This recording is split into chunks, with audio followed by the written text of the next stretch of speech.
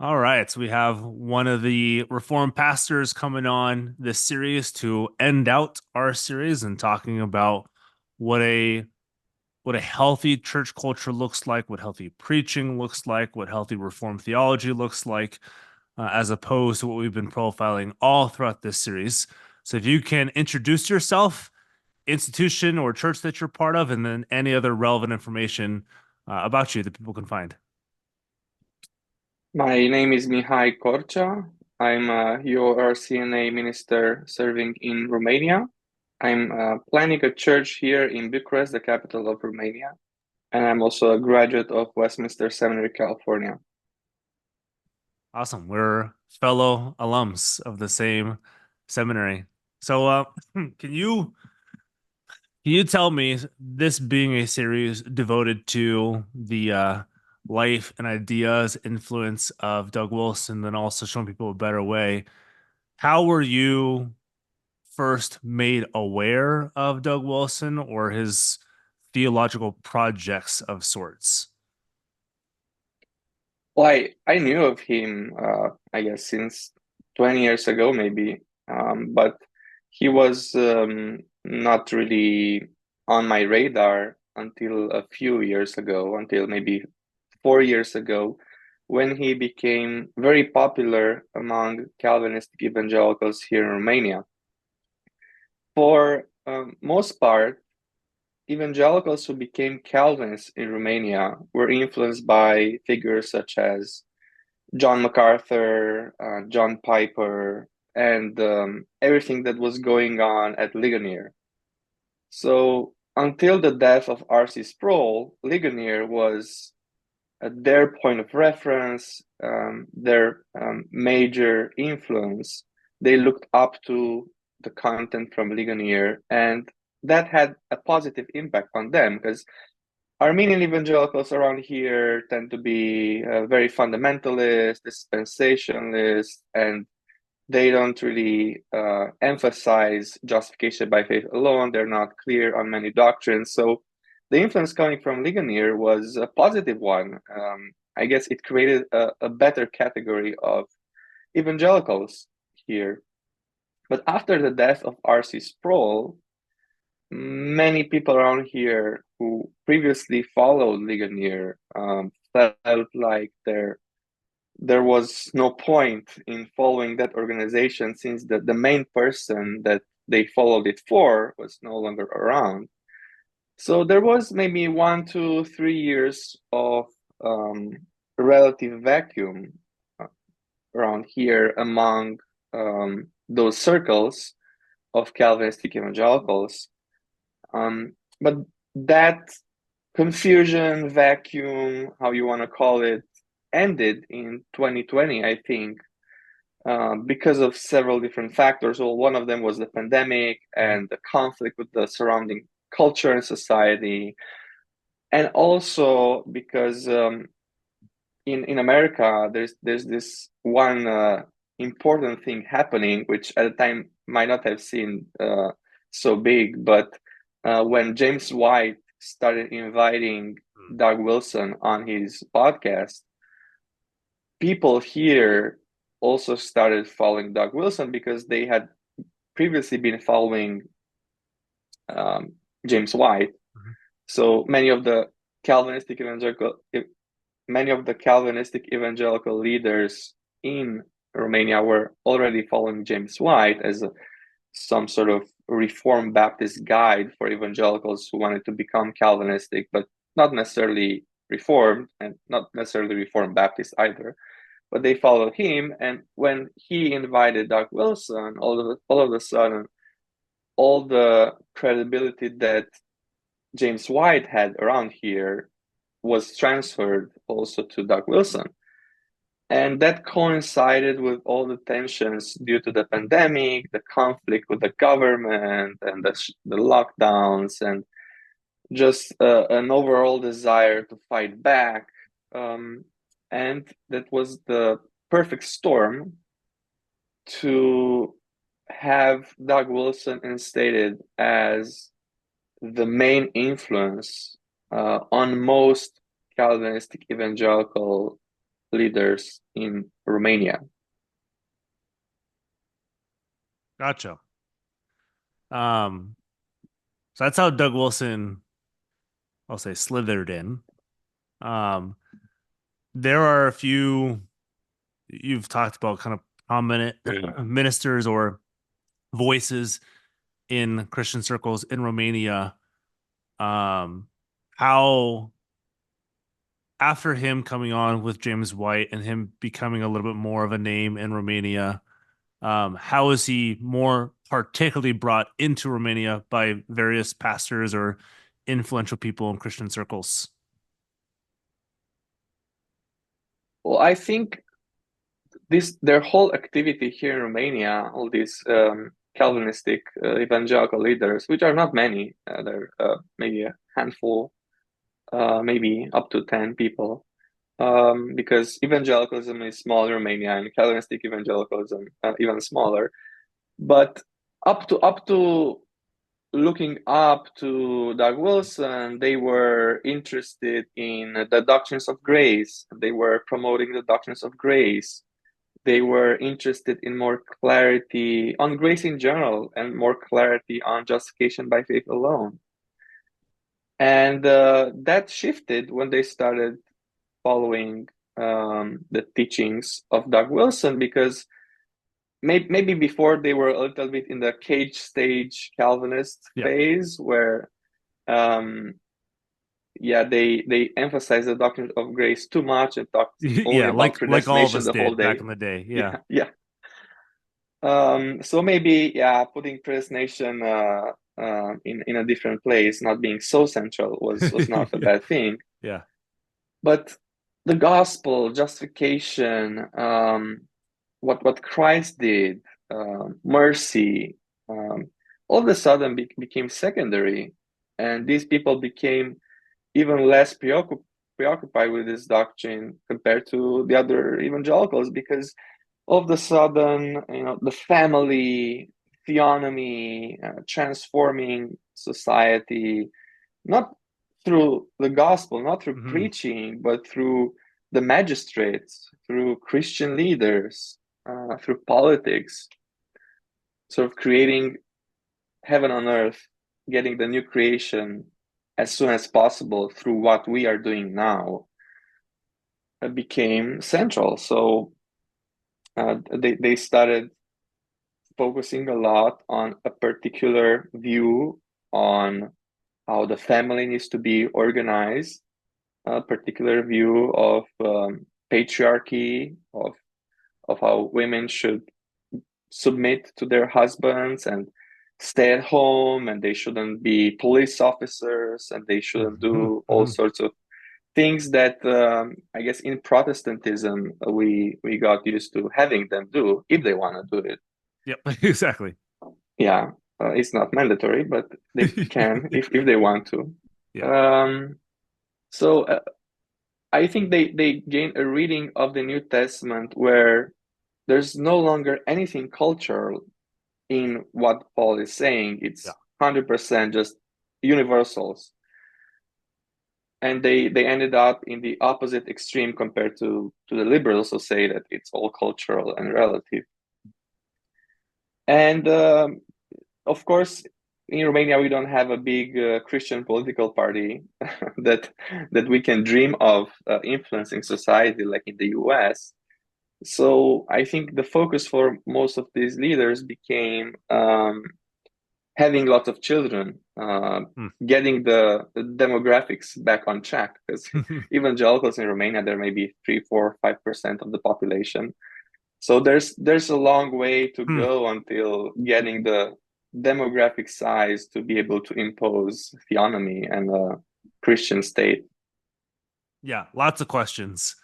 I'm gonna start with another one that is actually gonna bring you further back. I'm curious because we asked this for everybody, and you said you had heard of Doug Wilson 20 years ago. How did you hear of Doug Wilson 20 years ago? Like, what was that through? Well, that's now that I'm thinking, that's also like a really weird occurrence, because I think the first time I heard about him was because of a debate he had with Christopher Hitchens. Yep. Am I am I am I right? Yeah, Okay, it's that was that was the roughly guy 15 years ago. he debated, Yep. and the debate was at least part of it was at Westminster Theological Seminary in Philadelphia. No? I actually have no idea where part of it. I know part of it, or at least a trailer or something, was in a car, like in the backseat Okay. of a car. Yeah, but I have no idea actually where the debate took place. I just know that he debated Christopher Hitchens. Well, maybe it's 15 years, but that's what I remember that he was. I think he was. Yeah, he was debating It was that. at King's College. I just looked it up, Okay, yeah. which is in New So York, but it was a Christian university. okay, so yeah, I don't know why I thought it was at Westminster, Philadelphia, but I just watched that, and there were some interesting exchanges there. But yeah, after that, I I did not continue following him. I just knew of him, and then I discovered that he's not confessional, and yeah, I was not interested. Gotcha. Um, so starting more nationally, I guess, and then getting more particular to the theological distinctives. Um, Romania has an interesting past with Christian political projects of sorts or Orthodox political project of sorts, where they were persecuted by those who claim to be Christians, and yet it seems like Romanians want that again in some way, shape, or form, where it's never been the case in the US. We've just had quote unquote Christian influenced politics in the past, but never an actual Christian party or Orthodox party or whatever denomination it may be that ruled the country. But it has happened in Romania before. Um, can you talk about that history a little bit and then how Doug Wilson fans and Christian nationalist fans of any stripe or theonomist fans square what they want with what's already happened in Romanian history before? Yeah, they in Romania we had a long history of Christendom, Hmm. a long history of the state imposing Christianity. Of course, we were for a while under Ottoman rule, and but the Ottomans did not interfere with the local religion. They just collected the taxes. So for the most part, you had to be a Christian and an Eastern Orthodox Christian to be able to enjoy the civil rights um, until the 19th century. Jewish Romanians, so ethnically Jews in Romania, did not have citizenship because of their religion. And when we won the independence war against the Ottoman Empire, the Western countries put as condition the recognition of our independence contingent on us granting citizenship to Jewish Romanians. Hmm. And yeah, the government here had to comply in the 1870s, I think it was, and gave them citizenship. But many people around here were not happy. The bishops still had seats in parliament around that time. And in the 1930s, the Bishop of Bucharest became prime minister. And one of the first laws he managed to pass was to remove the citizenship of, I think, up to a third of Jewish Romanians. And those 30% of Jewish Romanians were the first ones to get dragged into concentration camps um, during World War II because they were stripped of their citizenship. So 1930s, with the Bishop of Bucharest being prime minister, which sounds really odd saying it out loud now in 2024. That was the last real moment of Christendom that we experienced around here. And of course, if we were to have any Christendom, it would be ruled by those who are in majority and in more power with more resources, which is the Eastern Orthodox bishops. Yep. And I'm not sure we want that. I'll rather have a secular, an atheist person that doesn't believe anything, rather than having the Eastern Orthodox bishop rule over the whole country. And this whole idea of we're gonna have lots of kids, grow demographically, and impose some kind of Puritan theocracy over the country is that there's nothing realistic about it. Well, first, it's not biblical. That's not the Great Commission. That's not the apostolic tradition. That's not what we should pursue. But it's really not realistic at all. There's no path forward. Um, it's just a dream, and I think it's something that's so appealing because it sounds like a fairy tale. It is a fairy tale, and that's what appeals to so many people. Like just preaching the gospel, just having the means of grace week in, week out, every Lord's Day, waiting for the return of Christ, waiting that you may die so that you may rise from the grave at the second coming of Christ is kind of boring and less motivating compared to uh, a revolution, compared to changing things now by what you're doing, because then what you're doing, your works become the means, the cause for change, for bringing about a new creation, heaven on earth. So I understand what people find appealing.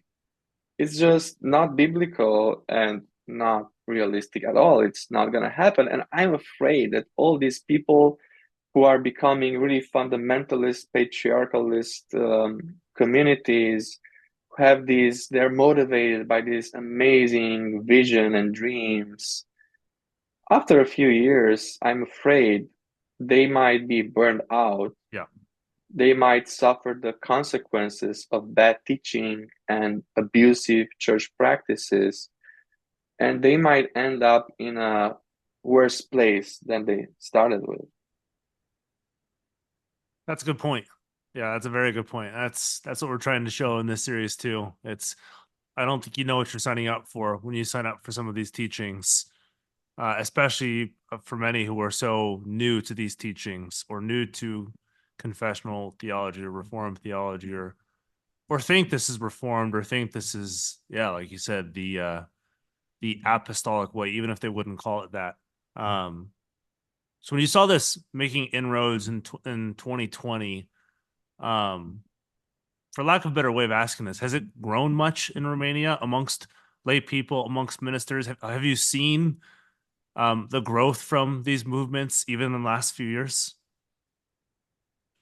I saw quite a few growth among this movement, because before, when they were promoting predestination, that would only get them so far. Like not all evangelicals gonna believe in predestination. But when they started focusing on issues like changing culture, families, patriarchy, these topics gained a broader audience and drew in people to the movement, people that would not be drawn otherwise by predestination. So there is growing, and there's more people attracted to it. At the same time, in Romanian evangelicalism, there's also pushback. There are several Calvinistic evangelicals who hold to New Covenant theology, which is not interested in using force or using the No. magistrate to bring about new creation. So yeah, there's also pushback, but I think this movement is growing, and maybe it has not peaked yet. Yeah. You made a point too in our last conversation, and I want to pull on this thread as well. I don't think it's quite the same, broadly speaking, in American culture. And it's hard for me to say broadly in American culture because we have 330 million plus citizens or people living in the US. You can probably go more regionally in the US. And I'm sure you could probably do the same thing in Romania as well, just being much smaller than the United States is. Um, but what is it culturally, I guess, about Romania that might make some of these more patriarchal teachings amenable to kind of the already established cultural ethos amongst more particularly the men? Yeah, there is. I think we have a complicated situation here in Romania with social values, gender roles, because well, first we had that old Christendom society up to the 1930s and 40s. Then we had communism, Hmm. which was really odd because for 40 years communism brought equality Huh. to gender roles, emphasized a lot how women should be involved in society and work same jobs. And at the same time, they outlawed abortion.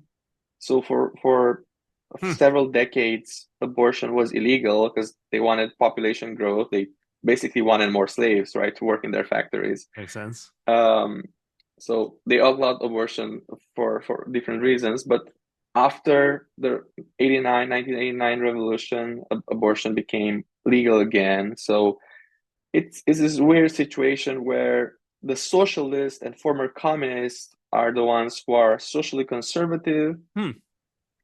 The right wing capitalists tend to be more socially progressive, Hmm. and we are maybe a few steps behind Western Europe, but we are part of the European Union, so we are influenced by the laws they pass there with gender stuff.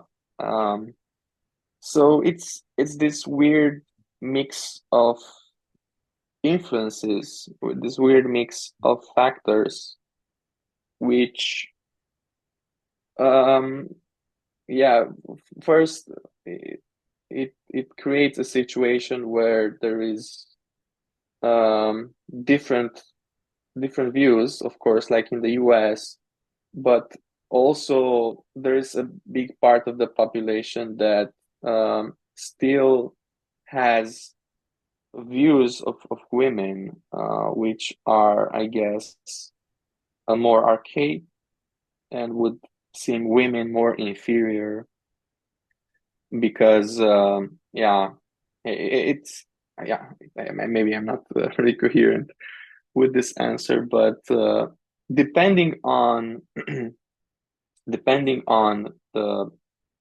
generation you're part of, Hmm. if you grew up in communism, you either embraced it or you hated it.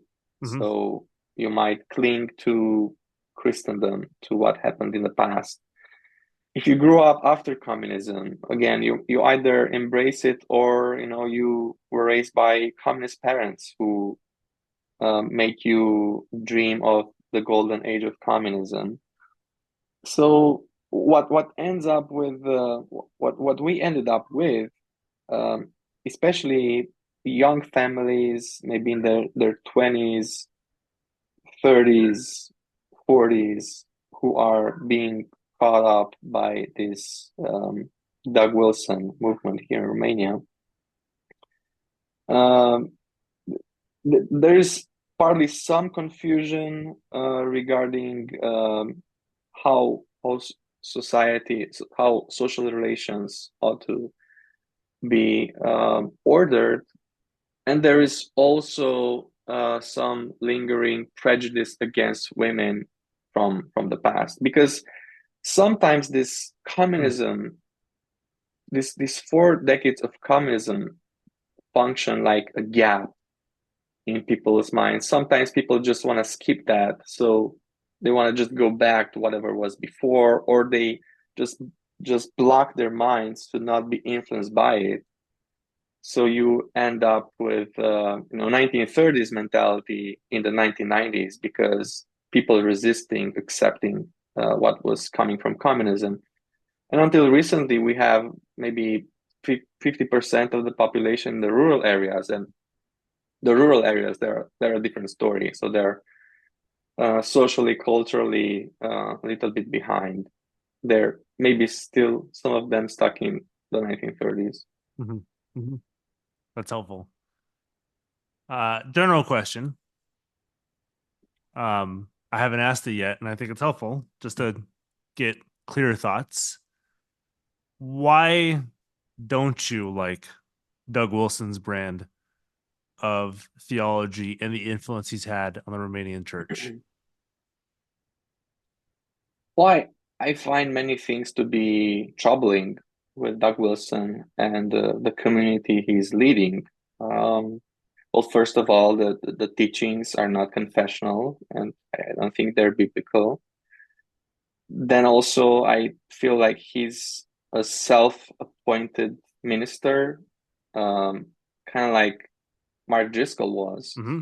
That's I find there are many similarities with Mark Driscoll, even with patriarchy and some of his style. So I'm not an Episcopalian, so I don't think we need bishops to appoint the next Hmm. generation. But I think new ministers, need to be ordained by previous ministers of the church. I think even the first generation of Reformed ministers in the 16th century were uh, previous ministers of the medieval church who sought to revise doctrine and practice, and they gathered together in synods. So they're not just individual persons who one day decided to start a church in their garage, or whatever they had as garage back then in the 16th century. So I feel like this is what um, Mark Driscoll has done. This is what Doug Wilson has done, just being a self-appointed minister, which is more similar to the radical Reformation and to the legacy of Anabaptism than to Protestantism. And I think also one of the worst effects on Christians is redefining what the gospel is, emphasizing less on what Christ has done and more on what we are doing, and making justification, grace, glorification, the second coming of Christ, new creation, um, being secondary in their interest. They're so focused on a certain way of raising your family, which is at the end of the day just one cultural interpretation of what the family could look like. And they're so focused on this conflict with with the surrounding world, with the authorities of this world. It almost feels like they're never reading the New Testament, and they're never looking at what the apostles did, how they ministered, what life they pursued. Feels like they're not taking as models the apostles.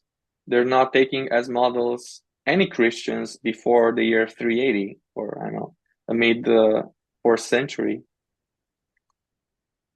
Yeah, I think that they've become they've I think they yeah they've become distracted by this fairy tale, by this dream of a revolution.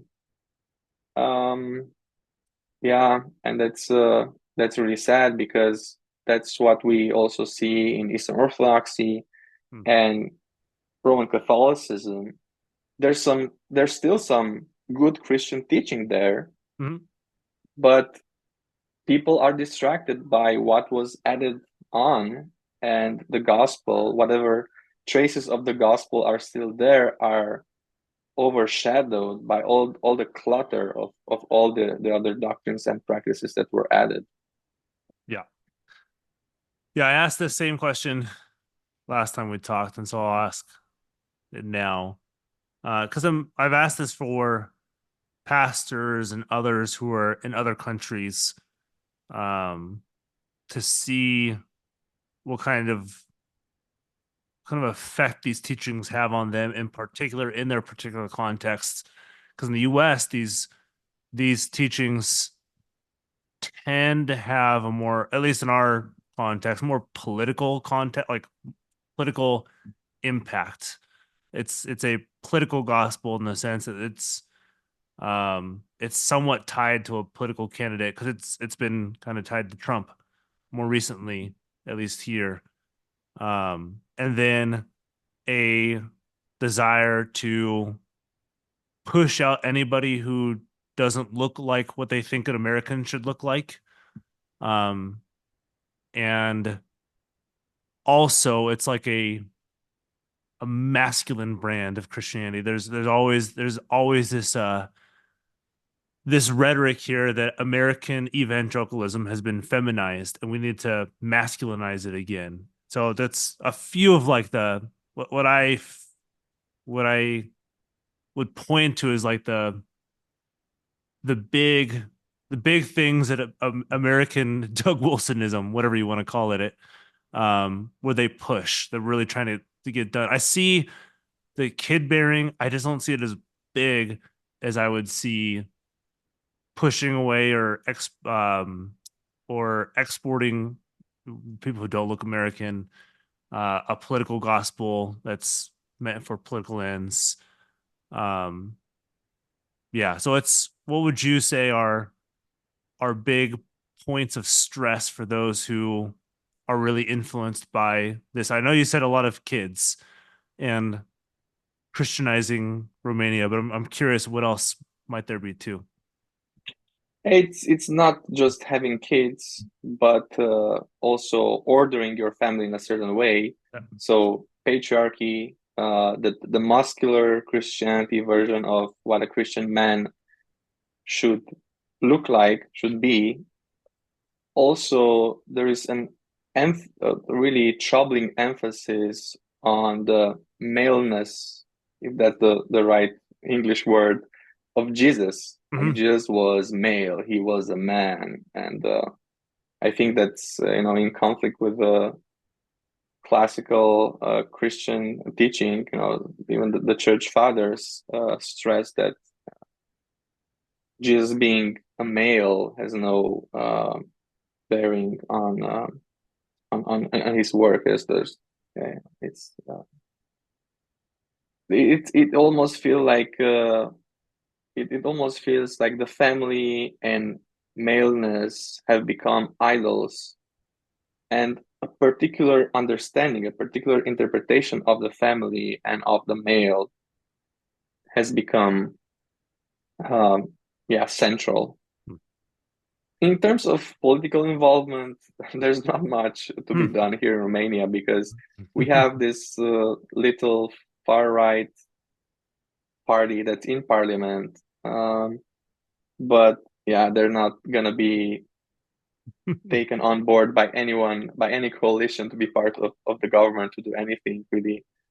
And they are the ones quoting the Nazis in the 40s, and Yeah. all the fascist movement we had here, because we had this Christian fascist Mm-hmm. movement in the 40s.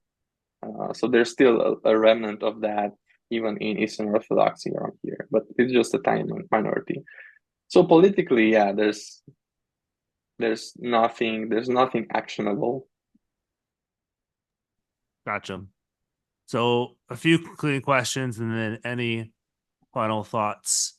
Um, we are hoping, we're assuming, we're planning for this to be listened to internationally.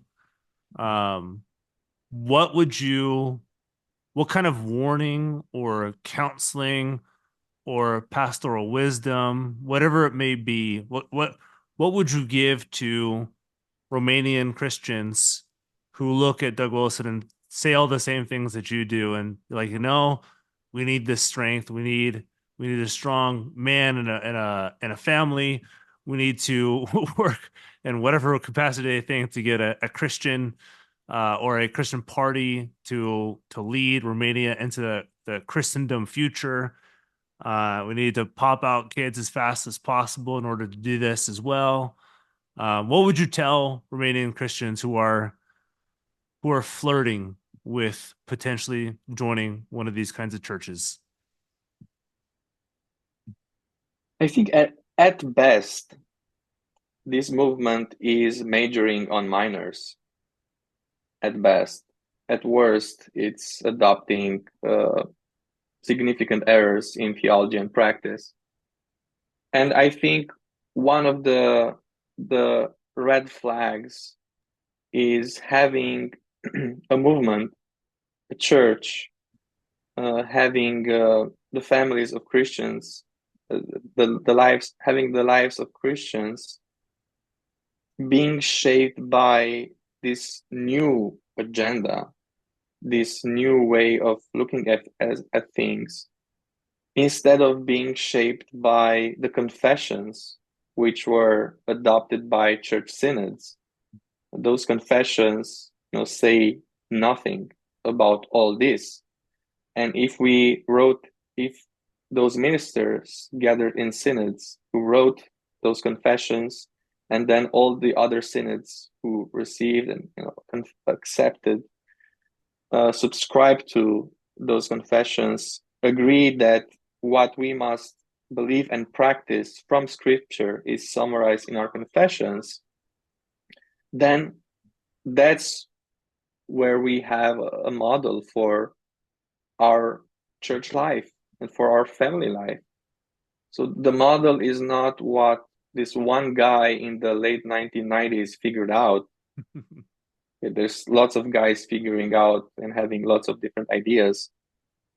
The model is the confession of faith, the confessional standards, which were adopted by the synods of the church. We confess them because we believe they agree with the word of God, because we believe they are a faithful summary of the teaching of Scripture, rightly interpreted. So I think that we need to pursue the Christian life and to have an understanding of grace modeled by those confessions. The last question before final thoughts, and what you just said leads into it. How would your preaching, reform preaching, true confessional reform preaching, reform church practice, or like Dr. Clark likes to say, piety and practice, um, as well as the means of grace and these normal means that don't look sparkly and energetic and look like it's going to take over the world and is strong and muscular. This doesn't look like that. Can you contrast what that looks like, I guess, on the ground at the local level in a church that may not look fancy on the front end, but actually does bear the fruit that I think those who are looking at Doug Wilson and other related theologies are looking for? They're just looking for it in the wrong place. I think it's having a theology of the cross instead of a theology of glory. It's seeking to live by faith and not by sight, trusting in a kingdom that we receive, not in the one that we try to build ourselves. It's not our kingdom, it's Christ's kingdom, and he's building it, and he's going to fulfill it and bring it fully into existence on earth on the day of his return.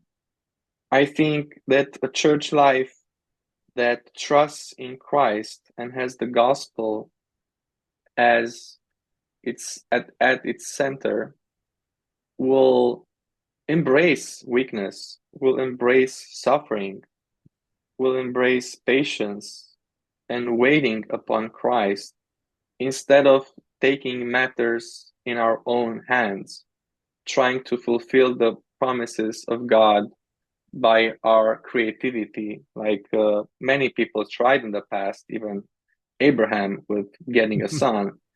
It feels like people might have some understanding of what new creation will be like, and what the kingdom of heavens on earth will be like, but then they don't like the plan that God has. They want to take matters in their own hands and just figure out, make a plan how to get it done. Instead of doing this, I know it sounds boring, but we're just called to live quiet lives and be faithful to God and love our neighbors, love our enemies, endure suffering, and wait on the return of Christ. Awesome.